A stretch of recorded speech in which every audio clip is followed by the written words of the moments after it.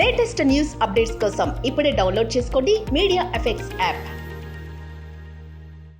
Welcome to media effects. ఇప్పుడు మీరు చూడబోయేవి అద్భుతం, అపురూప దృశ్యాలు. ఇవి రోజు చూసే దృశ్యాలు మాత్రం కావు. అయోధ్య బాలరాముడికి అర్చకులు నిత్యం తిలకం దిద్దుతారు.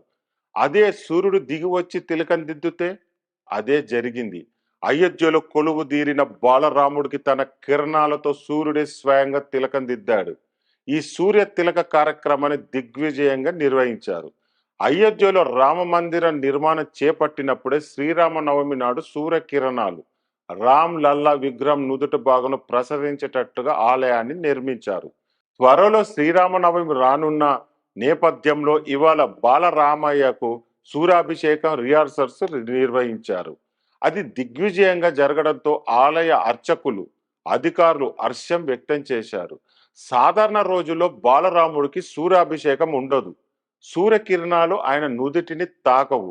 అయితే శ్రీరామనవమి నాడు బాలరామయ్యను దర్శించుకోవడం కాకుండా ఆయనను స్పృశించే భాగ్యం కూడా సూర్య భగవానుడిదే దక్కుతుంది.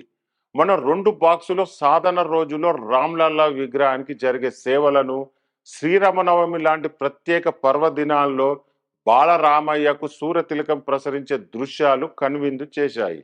ఏప్రిల్ 17న శ్రీరామనవమి రాబోతుంది.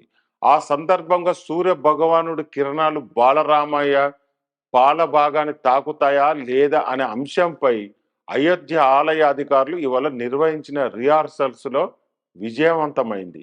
ఇది తమలో ఆత్మవిశ్వాసాన్ని పెంపొందించిందని రామ మందిరంలో దర్శన విభాగ ఇన్ఛార్జ్ గోపాల్జీ చెప్పారు.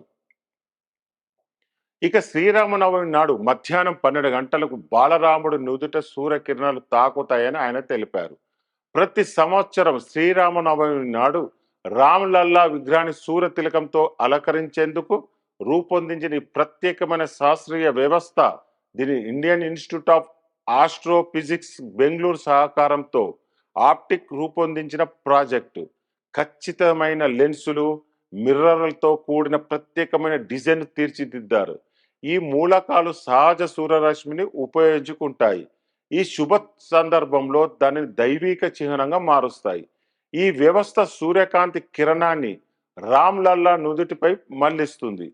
పూజ్యమైన సూర్యతిలకంను పూజ్యత వేడుకల చిహ్నంగా సృష్టిస్తుంది.